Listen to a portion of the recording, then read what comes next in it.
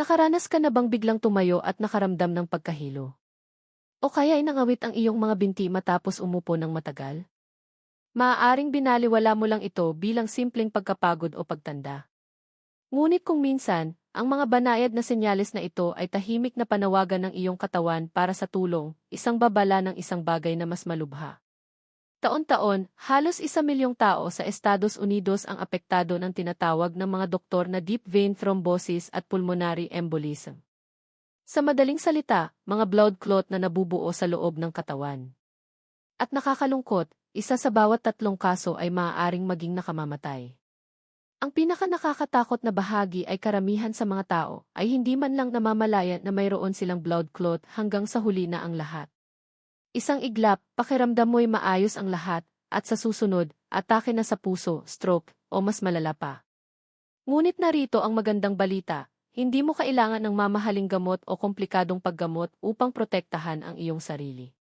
Sa katunayan, ang ilan sa mga pinakamabisang paraan upang mapanatiling maayos ang daloy ng iyong dugo ay nasa iyong kusina na. 7 simpleng prutas, natural, masarap at suportado ng siyensya, ay may kakayahang linisin ang iyong mga ugat, tunawin ang mga nakakapinsalang clot, at protektahan ang iyong puso. Kailangan mo lang malaman kung paano gamitin ang mga ito ng tama. Sa video na ito, isa-isa nating tatalakayin ang bawat isa sa mga prutas na ito. Aalamin natin kung paano sila gumagana, kung paano sila kainin para sa maksimum na benepisyo, at ang mga maliliit na pang-araw-araw na gawi na maaaring magligtas ng iyong buhay. Dahil ang pag-aalaga sa iyong puso ay hindi dapat maging isang pasanin. Ito ay dapat na isang bagay na iyong kinagigiliwan. Kaya manatili ka at simulan natin ang paglalakbay na ito tungo sa mas mahusay na sirkulasyon, mas malakas na mga daluyan ng dugo, at isang mas malusog at mas masiglang buhay. Isang kagat sa bawat pagkakataon. 1. Red grapes, ang banayad na panangga ng kalikasan para sa iyong puso. Si Mary ay 68 taong gulang. Siya ay may tahimik na buhay sa Texas, nagtatamasa ng paghahalaman at naglalakad araw-araw. Ngunit ilang buwan na ang nakalipas, nagsimula siyang makaramdam ng kakaiba, pamamanhid sa kanyang mga binti pagkatapos umupo at pagkahilo sa tuwing siya ay tatayo. Akala niya marahil ito ay bahagi lamang ng pagtanda, hanggang isang umaga ay nagising siya na may matinding sakit sa kanyang dibdib. Sa ospital, natuklasan ng mga doktor ang isang blood clot na mapanganib na malapit ng harangan ang kanyang sirkulasyon. Ito ay isang nakakatakot na wake-up call. Kabilang sa mga pagbabagong inirekomenda ng kanyang doktor, isa ang namukod-tangi, ang pagdaragdag ng red grapes sa kanyang pang-araw-araw na pagkain. Ngayon, maaaring mukhang napakasimple, ngunit narito ang sinasabi sa atin ng siyensya. Ang pag-inom ng red grape juice sa loob lamang ng 2 linggo ay maaaring magpababa ng panganib ng pagbuo ng blood clot ng hanggang 75%. Iyan ay dahil ang red grapes ay naglalaman ng isang malakas na natural na compound na tinatawag na resveratrol na matatagpuan sa balat ng ubas. Ang resveratrol ay gumaganap bilang isang natural na blood thinner. Nakakatulong ito na pigilan ang iyong mga platelet ng dugo na magdikit-dikit, na siyang sanhi ng mga mapanganib na clot sa unang lugar. Ang red grapes ay naglalaman din ng tinatawag na flavonoids na tumutulong sa iyong mga daluyan ng dugo na mag-relax at lumawak. Pinapabuti nito ang sirkulasyon, binababa ang presyon ng dugo, at binabawasan ang stress sa iyong puso. Ngunit narito ang mahalagang bahagi, kung babalatan mo ang iyong mga ubas, itinatapon mo ang pinakamahalagang bahagi. Halos 80% ng resveratrol ay matatagpuan sa balat. Kaya kainin mo ang mga ito ng buo, balat at lahat. Para sa dagdag na boost, i-freeze ang mga ito. Ang frozen red grapes ay nagbibigay ng nakakapreskong, nakakapusong merienda na nagpapalamig sa pamamaga at naglalok ng mga sustansya. At laging pumili ng organic kung maaari. Sa gayon, maiiwasan mo ang mga residue ng pesticide na maaaring magpawalang bisa sa mga benepisyo sa kalusugan. Ang isang simpleng dakot ng red grapes bawat araw ay maaaring isa sa mga pinakamadali at pinakanatural na paraan upang protektahan ang iyong puso. Kaya hayaan mong itanong ko ito, nakaugalian mo na ba ang pagkain ng red grapes araw-araw? Kung hindi pa, marahil ngayon na ang oras upang magsimula. 2. Kiwi, ang natural na enzyme na dahan-dahang nagtutunaw ng blood clots. Isipin ito, sa loob ng iyong katawan, bumubuo ang isang blood clot. Ito ay parang isang mahigpit na tali na humaharang sa maayos na daloy ng dugo. Ngayon, isipin ang isang bagay na malambot, banayad, at natural na dahan-dahang lumalagot sa buhol na iyon, isa-isa, hanggang sa malayang dumaloy muli ang iyong dugo. Iyan ang ginagawa ng kiwi. Ang kiwi ay higit pa sa isang matamis na berdeng prutas. Naglalaman ito ng isang bihirang enzyme na tinatawag na actinidin, isang natural na compound na may malakas na kakayahang tunawin ang fibrin. Ang fibrin ay ang malagkit na protina na nagpapanatili sa blood clots, tulad ng pandikit. At kapag sobra-sobra ang nabuo nito, tumataas ang iyong panganib ng mapanganib na clotting, lalo na habang ikaw ay tumatanda. Ngunit tumutulong ang kiwi upang mapanatili ang prosesong ito na balanse. Sa isang siyentipikong pag-aaral, ang mga taong kumain ng 2 kiwi bawat araw sa loob ng 28 araw ay nakaranas ng pagbaba sa kapal ng dugo ng hanggang 18%.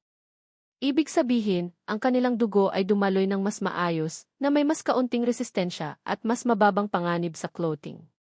Tumutulong din ang kiwi na regulahin ang isang protina na tinatawag na fibrinogen. Kapag mataas ang level ng fibrinogen, mas malamang na bumuo ng clots ang iyong katawan.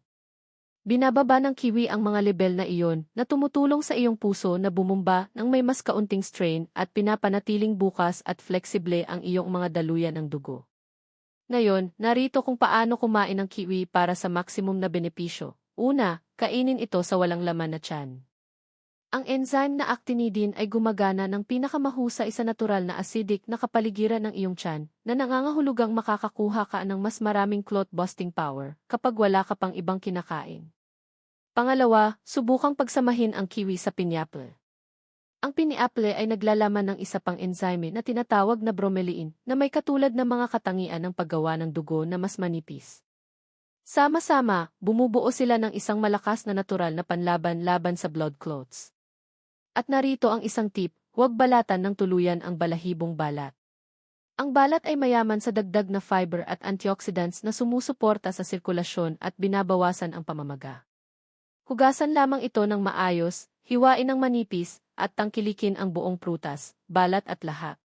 Hindi mo kailangang baguhin ang iyong buong pamumuhay. Ang pagdaragdag lamang ng isang kiwi bawat umaga ay maaaring makatulong na panatilihing maayos ang daloy ng iyong dugo at protektado ang iyong puso. Kaya narito ang isang tanong para sa iyo, naisip mo na ba ang kiwi bilang gamot para sa iyong puso? Subukan ito sa loob ng 1 linggo at pansinin kung paano tumutugon ang iyong katawan. 3. Papaya, ang natural na panlinis na naglilinis ng iyong mga ugat. Isipin ang iyong mga ugat bilang isang lababo sa kusina. Sa paglipas ng panahon, ang grasa at mga dumi ay nabubuo, na nagpapabagal sa tubig at nagdudulot ng bara. Ang iyong daloy ng dugo ay gumagana sa parehong paraan. Habang ang cholesterol, taba, at plake ay nagtitipon sa loob ng iyong mga daluyan ng dugo, humihina ang iyong sirkulasyon at kailangang magtrabaho ng mas mahirap ang iyong puso. Ngayon, isipin ang isang natural, banayad na panlinis, isang bagay na tumutulong na tunawin ang nabuong iyon at panatilihing maayos ang daloy ng mga bagay. Iyan mismo ang ginagawa ng papaya. Ang papaya ay naglalaman ng isang espesyal na enzyme na tinatawag na papain. Gumaganap ang papain bilang isang natural na dissolver na tumutunaw sa sobrang taba, binabawasan ang pamamaga, at tumutulong na linisin ang mga dingding ng iyong mga ugat. Ito ang paraan ng kalikasan ng pag-alis ng bara sa iyong panloob ng mga tubo nang walang malupit na kemikal, gamot, o side effect. Sa isang klinikal na pag-aaral, ang mga taong regular na kumukonsumo ng papaya ay nagpakita ng 16% na mas mababang level ang triglyceride. Ang mas mababang triglyceride ay nangangahulugan ng mas kaunting taba sa iyong daloy ng dugo at mas mababang panganib ng sakit sa puso at stroke. Ngunit higit pa ang ginagawa ng papaya, kaysa sa paglilinis, pinoprotektahan ito. Ang prutas na ito ay mayaman sa bitamina C at beta-carotene, 2 malakas na antioxidants na lumalaban sa pamamaga, pumipigil sa cholesterol na mag-oxidize, at tumutulong na panatilihing malakas, elastiko, at bukas ang iyong mga daluyan ng dugo. Kaya paano mo kinakain ang papaya sa tamang paraan? Una, kainin ito ng hinog. Ang hinog na papaya ay may pinakamataas na level ng papain na nagbibigay sa iyo ng pinakamaraming benepisyo sa pagtunaw ng clot. Maghanap ng malambot na tekstura at isang matamis na tropical na amoy, iyon ay kapag handa na ito. Pangalawa, isama ito sa sariwang luya. Ang luya ay naglalaman ng isang compound na tinatawag na gingerol na tumutulong na pagbutihin ang sirkulasyon at pumipigil sa pagbuo ng clots. Ihalo ang dalawa sa isang smoothie sa umaga o tangkilikin ang mga ito ng sariwa sa isang maliit na plato. Mas mahusay silang gumagana ng magkasama. At narito ang isang bagay na hindi napagtanto ng karamihan sa mga tao. Pinakamahusay na hinihigop ng iyong katawan ang mga sustansyang ito sa umaga sa walang laman na tiyan. Iyon ay kapag ang iyong digestive system ay pinakahanda na tumanggap at gumamit ng mga natural na compound na ito. Ito ay hindi tungkol sa mga dieta o paghihigpit. Ito ay tungkol sa maliliit, mapagmahal na pagpipilian na ginagawa mo para sa iyong puso araw-araw. Kaya hayaan mong tanungin ko sa iyo, bahagi na ba ng iyong rutina ang papaya? Kung hindi pa, bakit hindi subukang magdagdag ng ilang hiwa bukas ng umaga? Maaaring magpasalamat sa iyo ang iyong puso ng mas maaga kaysa sa iyong iniisip. 4. Pomegranate, ang sinaunang prutas na nagpapanumbalik sa iyong mga daluyan ng dugo. Sa loob ng libu-libong taon, ang mga pomegranate ay nakita bilang isang simbolo ng buhay at pagbabago. Ngunit ngayon, ang agham ay nagbibigay sa atin ng isang bagay na mas malakas kaysa sa simbolismo. Solidong patunay na ang masiglang prutas na ito ay maaaring makatulong na panatilihing malinis ang iyong mga ugat, maayos ang daloy ng iyong dugo, at malakas ang iyong puso. Habang tayo ay tumatanda, natural na nagsisimulang mawala ng flexibility ang ating mga daluyan ng dugo. Ang mga dingding ay tumitigas, ang plake ay nabubuo, at ang panganib ng mapanganib na pagbara ay tumataas. Isipin ang iyong circulatory system bilang isang tubo ng tubig sa isang lumang bahay. Kapag malinis ang loob, malayang dumadaloy ang tubig. Ngunit kapag dumikit ang mga build-up sa mga gilid, tumataas ang presyon at isang araw, pumutok ang tubo. Iyan ang dahilan kung bakit napakahalaga ng pomegranate. Gumagana ito tulad ng isang natural na panlinis sa loob ng iyong katawan na tumutulong na tunawin ang plake, buksan ang mga daluyan ng dugo, at protektahan laban sa mga nakamamatay na pangyayari tulad ng stroke o atake sa puso. Tingnan natin ang agham. Ipinakita ng isang pag-aaral na ang pag-inom ng pomegranate juice araw-araw sa loob lamang ng 3 buwan ay nagpababa ng kapal ng plake sa mga ugat ng hanggang 35%. Iyan ay hindi isang maliit na bilang, iyan ay isang pagbabago sa buhay. Paano ito gumagana? Ang pomegranate ay puno ng polyphenols, malalakas na antioxidants na nakabatay sa halaman na lumalaban sa pamamaga, nagpapababa ng oxidative stress, at pumipigil sa low-density lipoprotein cholesterol, madalas na tinatawag na bad cholesterol, na dumikit sa mga dingding ng iyong mga ugat. Mas kahanga-hanga pa, pinapalakas ng pomegranate ang produksyon ng isang bagay na tinatawag na nitric oxide. Tumutulong ang nitric oxide na mag-relax at lumawak ang mga daluyan ng dugo, na nagpapababa ng presyon ng dugo at nagpapabuti ng sirkulasyon sa buong katawan. Ito ay tulad ng paggawa ng isang makitid na sapa na isang malawak na ilog. Ang lahat ay dumadaloy ng mas maayos at madali. Ngunit tulad ng karamihan sa mga bagay sa kalikasan, kung paano mo ito kinokonsumo ay mahalaga. Narito kung paano makuha ang pinakamaraming benepisyo mula sa malakas na prutas na ito. Una, kainin ito sa umaga. Iyon ay kapag ang iyong katawan ay pinakamahusay na handa na sumipsip ng mga antioxidants na nagbibigay ng proteksyon sa iyong puso sa buong araw. Pangalawa, huwag laktawan ang mga buto. Maraming tao ang umiinom lamang ng katas at itinatapon ang mga buto. Ngunit ang maliliit na butong iyon ay puno ng fiber, karagdagang antioxidants, at mga compound ng halaman na sumusuporta sa panunaw at balanse ng asukal sa dugo, na lahat ay nakikinabang sa iyong puso. Maaari mo silang ihalo sa isang smoothie, isabog sa yogurt, o kainin gamit ang isang kutsara. Siguraduhin bahagi sila ng iyong pang-araw-araw na dosis.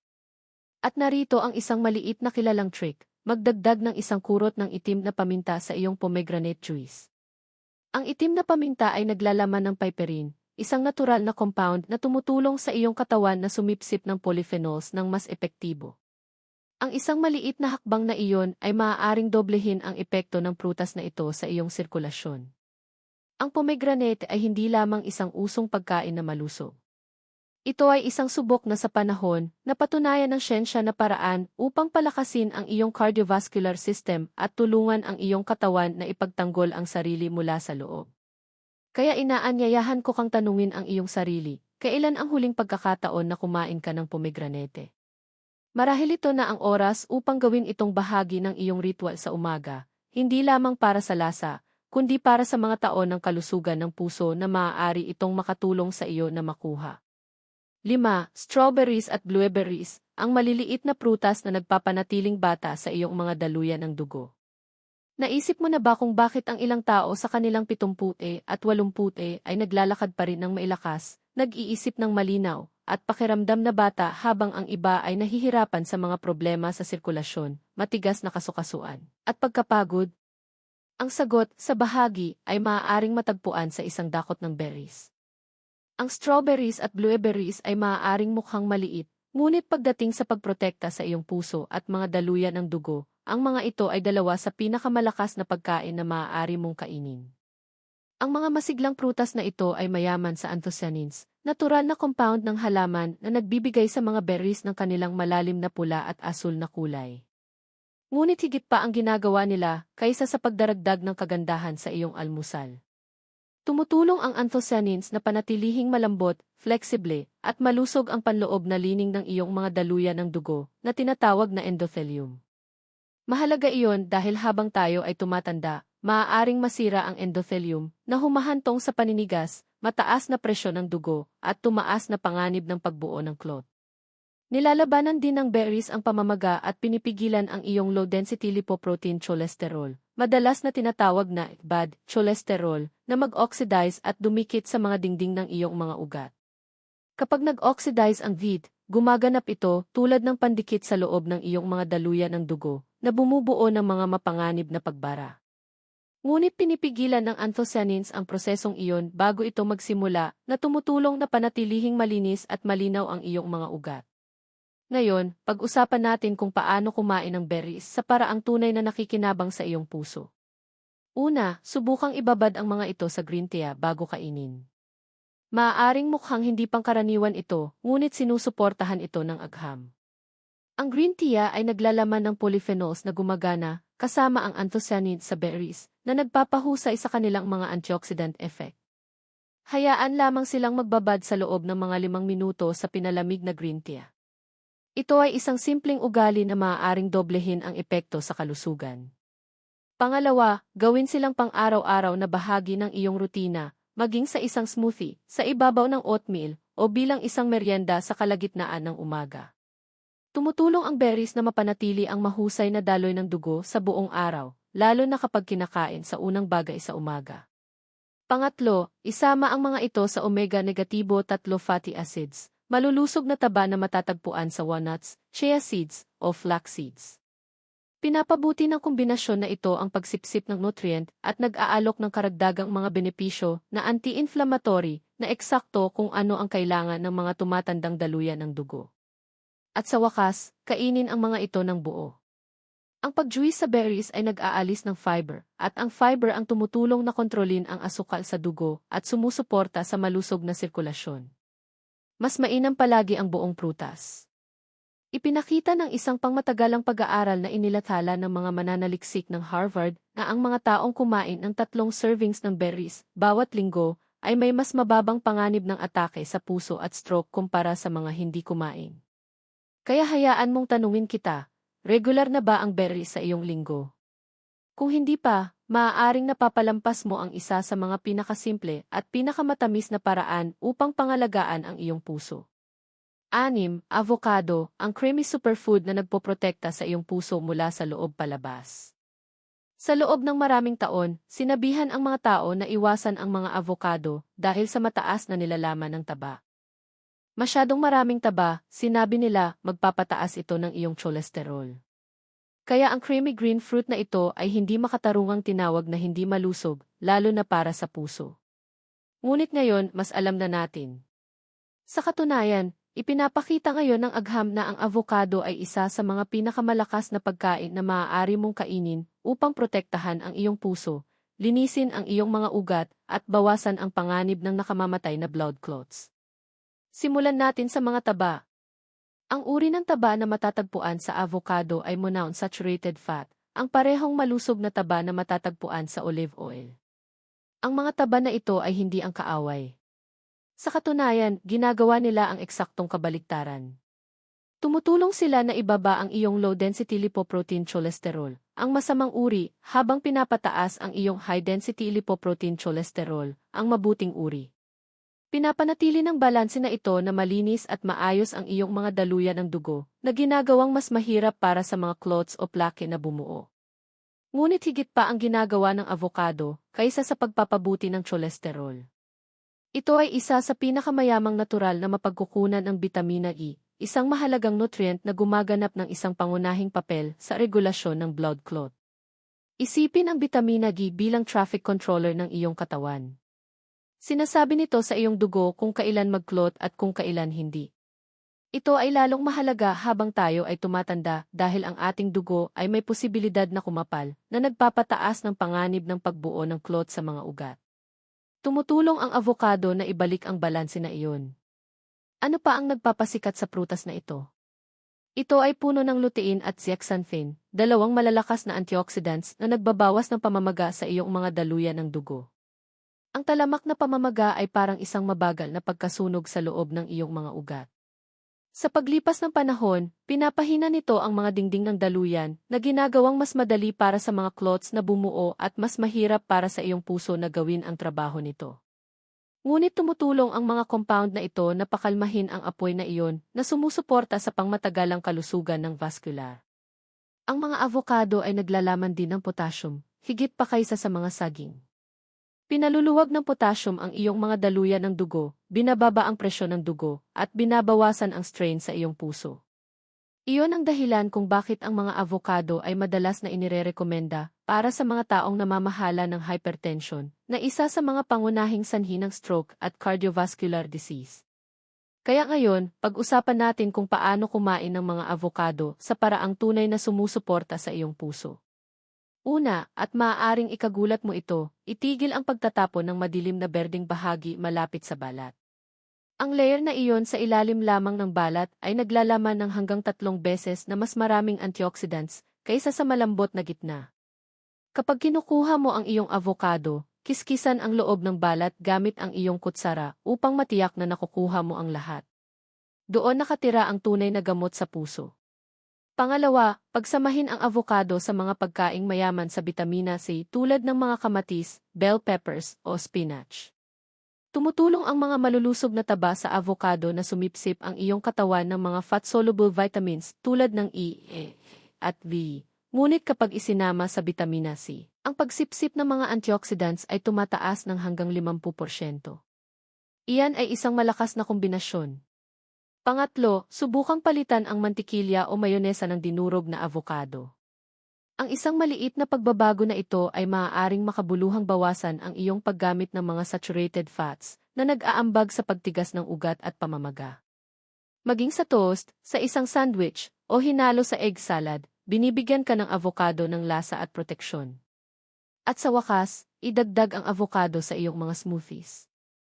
Hindi lamang ginagawang mas creamy ang iyong inumin sa pamamagitan ng paghalo nito sa berries, spinach, o citrus fruits, ngunit pinapabuti rin ito ang pagsipsip ng mga pangunahing nutrient mula sa iba pang mga sangkap. Isipin ang avocado bilang isang nutritional booster para sa lahat ng kinakain mo. Sa isang malaking pag-aaral na inilathala ng American Journal of Clinical Nutrition, ang mga taong kumain ng mga avocado nang hindi bababa sa 3 beses bawat linggo ay may 22% na mas mababang panganib na magkaroon ng sakit sa puso. Ang isa pang pag-aaral mula sa American Heart Association ay natagpuan na ang pagpapalit ng saturated fats para sa avocado ay makabuluhang nagpabuti ng daloy ng dugo at nagbawas ng mga clotting factor sa daloy ng dugo. Kaya ang tanong ay hindi na kung dapat kang kumain ng avocado, kundi kung kinakain mo ito sa tamang paraan. Itinatapon mo ba ang bahagi na may pinakamaraming sustansya o nilalaktawan mo ito ng tuluyan dahil sa takot sa taba? 7. Saging, ang pang-araw-araw na prutas na may nakatagong kapangyarihan sa pagpapagaling ng puso. Ang mga saging ay isa sa mga pinakapamilyar, abot kaya, at madaling kainin na prutas sa mundo. Mahahanap mo ang mga ito sa anumang grocery store, at malamang na natikman mo na ito sa linggong ito. Ngunit narito ang hindi napagtanto ng karamihan sa mga tao, ang simpleng prutas na ito ay may malakas na epekto sa iyong presyon ng dugo, sirkulasyon, at panganib ng blood clots. Magsimula tayo sa potassium. Ang isang katamtamang saging ay naglalaman ng higit sa 480 ng mahahalagang mineral na ito, at ang potassium ay isa sa pinakamatalik na kaibigan ng iyong puso. Tumutulong itong magpahinga ang mga dingding ng iyong mga daluyan ng dugo, binababa ang presyon ng dugo, at pinapabuti ang daloy ng dugo. Ibig sabihin, mas kaunting strain sa iyong puso at mas mababang panganib ng pagbuo ng clot na dulot ng mataas na presyon ng dugo. Ngunit iyan lamang ang simula. Ang mga saging ay mayaman din sa bitamina G6 na tumutulong na ibaba ang mga antas ng isang compound sa dugo na tinatawag na homocysteine. Ang mataas na antas ng homocysteine ay naugnay sa tumaas na panganib ng clotting at mas mataas na pagkakataon ng stroke o atake sa puso. Sa pamamagitan ng pagtulong sa iyong katawan na masira at alisin ang sobrang homocysteine, ang mga saging ay gumaganap ng direktang papel sa pagpapanatiling manipis sa iyong dugo at mas ligtas ang iyong mga ugat. Sinusuportahan din ng mga saging ang lapot ng dugo. Iyon ang kapal ng iyong dugo. Kapag ang dugo ay nagiging masyadong makapal o malagkit, mas mabagal itong gumagalaw na ginagawang mas malamang ang pagbuo ng clot. Tumutulong ang natural na balanse ng mga electrolyte sa mga saging na kontrolin ito, na pinapanatili ang iyong dugo sa perpektong pagkakapare-pareho para sa maayos na sirkulasyon. At narito ang isang bagay na hindi naririnig ng maraming tao. Ang mga saging ay naglalaman ng mga natural na compound na may mga anti-inflammatory effect. Kasama rito ang polyphenols at dopamine na tumutulong na pakalmahin ang lining ng iyong mga daluyan ng dugo at bawasan ang uri ng pamamaga na maaaring mag-trigger ng pagbuo ng clot. Ngayon, paano mo dapat kainin ang saging para sa pinakamahusay na benepisyo sa puso? Una, pumili ng mga hinog na saging, ang uri na may mga brown spot sa balat.